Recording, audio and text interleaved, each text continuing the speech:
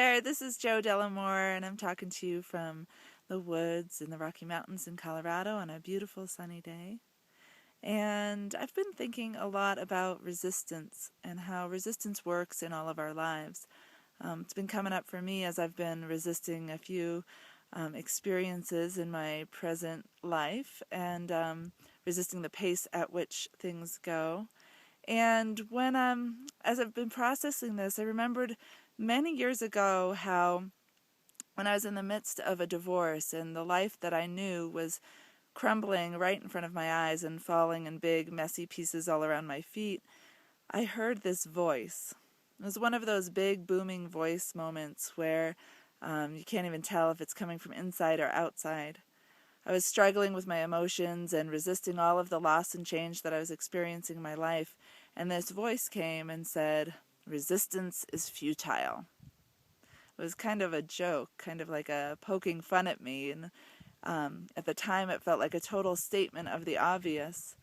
But it also rang through my whole being, and I realized the real truth and wisdom in those three little words.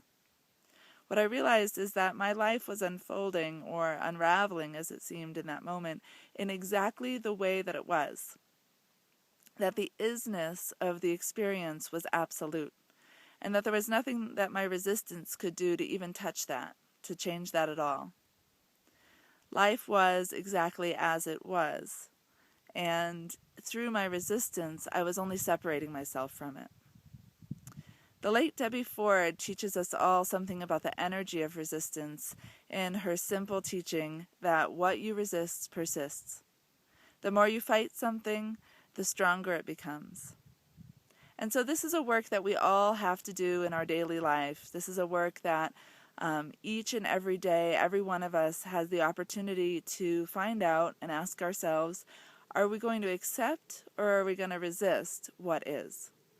How life is presenting itself, what is being offered to us in each moment. Are we going to accept that, or are we going to resist that and separate ourselves from it? If it's raining, then it's raining, and our resistance can't change that. If you have a friend or a lover whose habits kind of bother you, then there's no amount of resistance that's going to make them stop doing what they're doing.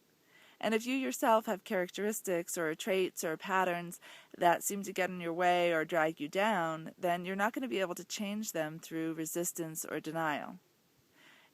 All of these forms of resistance are only going to perpetuate what's going on and perpetuate the strain and the struggle between you and the situation at hand.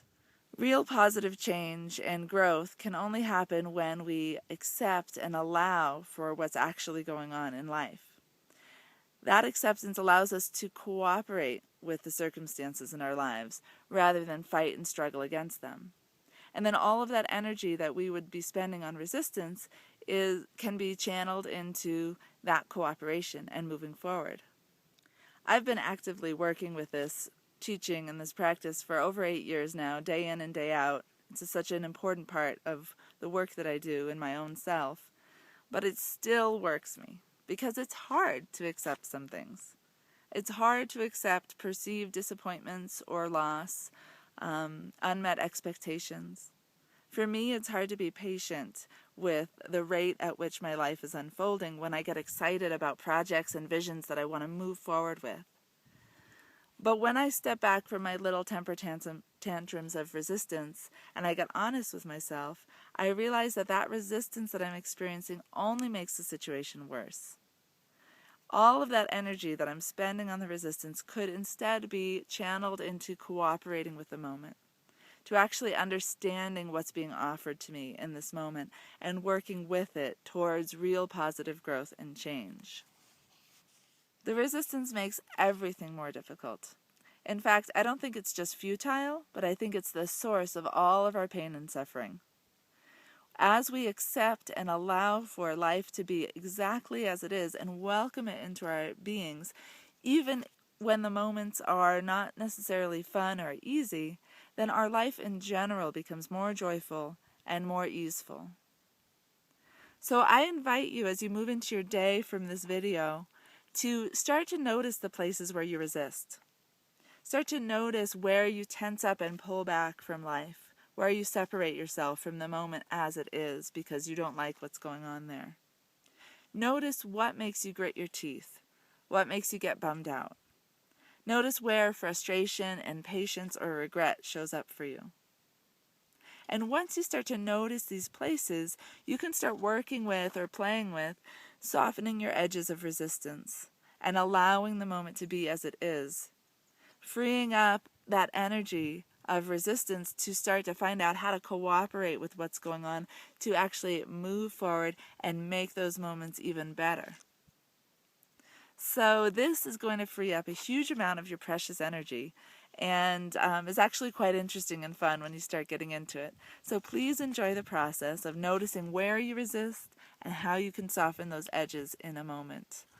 And please share your experiences in the comments below. Thank you so much and have a beautiful day.